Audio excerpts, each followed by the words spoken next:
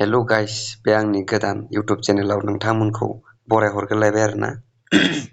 नोंथांमोना थाम्बनेल आरो टाइटेलखौ नुनानै मिथिखाबाय जानांगौ मानि टपिकआव भिडिअ लाबोदों आङो।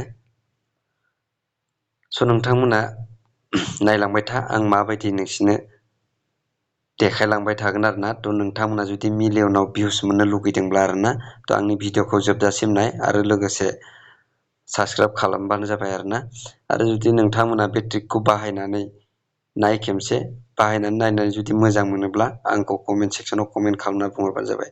थ' फार्स्टआवनो नोंथांमोना नोंसिनि इउट्युब चेनेलखौ खुलिनानै ला आरोना। इउट्युब चेनेलखौ खुलिनायनि उनाव बे नोंसिनि लग'आव थुनानै हो। लग'आव थुनायनि उनाव नोंसिनि प्रफाइलाव थु। प्रफाइलाव थुनायनि उनाव नोंसिनि बे भिडिअनि लिंकखौ कपि खालामना ला आरोना। कपि खालामनानै लिंकखौ कपि खालामदो। खालामनायनि उनावहाय नोंसोर बेक फै आरोना। बेक फैनानैहाय नैबे क्रोम ब्राउजाराव थुनानै नोंसोर नै बाहाय सार्च खालाम आरोना। भिउस नै आंना बेबायदि सार्च खालाम आरोना। आंना 1 नम्बराव फैनानै दंखायो, बे फैखागोन आरो माने भिउस सैनिक लिरबानो फैगोन आरोना। थ' बेवहाय थुनानै हो। थुनायनि उनाव नोंथांमोना नैबेहाय आं जुम खालामना खिन्थानानै आं बेयाव माने फार्स्टआव नुनाया बेयाव भिउस सैनिक नुदोंना, माल्टिप्लाइ इउट्युब भिउसार होननानै नैबेवहाय थुनानै हो। थुनायनि उनाव नोंथांमोना बेवहाय नुखाबाय जानांगौ, बेयाव प्लासनि आइकन फैनानै दं। बे प्लासनि आइकनाव थु। नोंसोरो जाय भिडिअनि लिंकखौ कपि खालामदोंमोन ना, नैबेवहाय बेखौ पेस्ट खालामलांबाय था आरोना। बे प्लास आइकनाव थुनानै जेसेबां हायो एसेबां प्लास खालामलांबाय था। जुदि नोंथांमोना मिलियनाव भिउस मोननो लुगैदोंबा आरोना, नैबेवहाय प्लास खालामलांबाय था आरोना। जेसेबां हायो माने नों बेसेबां प्लास खालामनो हायो आरोना, एसेबां प्लास खालामनो हायो बेवहाय नोंनि भिडिअखौ। स' नोंथांमोना बिनि उनाव 100-200 हालागै भिडिअखौ बिदि पेस्ट खालामनानै बे प्लास आइकन नुदोंना, बेवहाय बेसेबांखिनि एड खालामनानै नोंथांमोना नैबेयाव नुदोंना 2 स्टेप अडिअ होननानै नुदोंना, नैबेयाव क्लिक खालामना हो। ओमफ्राय बिनि उनाव बे 3 स्टेप नुदोंना भिउस सैनिक होननानै, बेयाव क्लिक खालामना हो। बिनि उनावहाय नैबे भिडिअ शेयार अडिअ होननानै लिरनाय दं, बेवहाय क्लिक खालाम। ओमफ्राय बिनि उनाव नैबे अट'ग्राफार ब्लग्स एड्सआव थुना हो। थुनायनि उनाव नोंथांमोना नैबे गाहायाव नुखाबाय जानांगौ, नैबेखौ नुखाबाय जानांगौ। बेखौहाय नोंसोरो कपि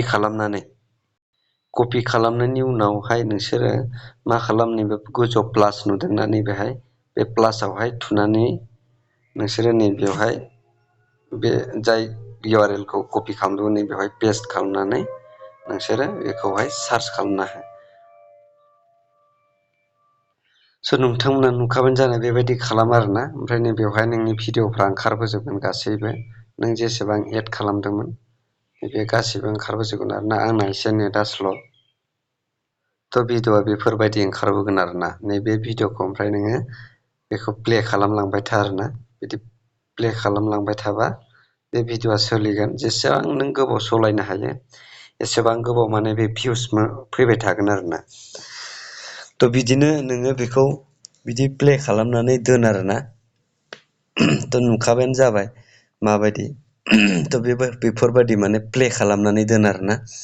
बिनि उनावहाय प्ले खालामना बेखौ हगारनानै दोन।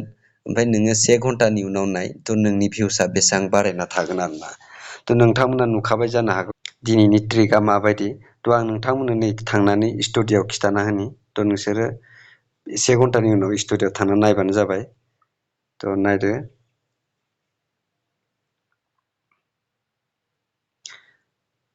थ' नोंथांमोना नाय, बेवहाय नै बेसेबां फैखो 77, 8 पइन्ट फैबाय आरोना। थ' भिडिअखौ आं देखायना होनि बेसेबां फैदों भिडिअआवहाय। जुदि नोंथांमोना बे ट्रिकखौ इउस खालामनो नाजादोंबा भिडिअखौ जोबजासिम नायलांदो आरोना। नायनानै मोजां बुजिनानै बेबायदि ट्रिकखौ इउस खालाम आरोना। थ' दिनैनि भिडिअआ बेसेबांल'। थ' नेक्स्ट भिडिअआव नोंथांमोना आरो मोजां भिडिअ आं लाबोनो नाजाबाय थागोन। आरो लोगोसे आंनि इउट्युब चेनेलखौ साबस्क्राइब खालामलां। बेफोरबायदिनो मोजां ट्रिक नुबाय थानो मोनगोन आरोना। थ' दिनैनि भिडिअआ बेसेबांल'सै।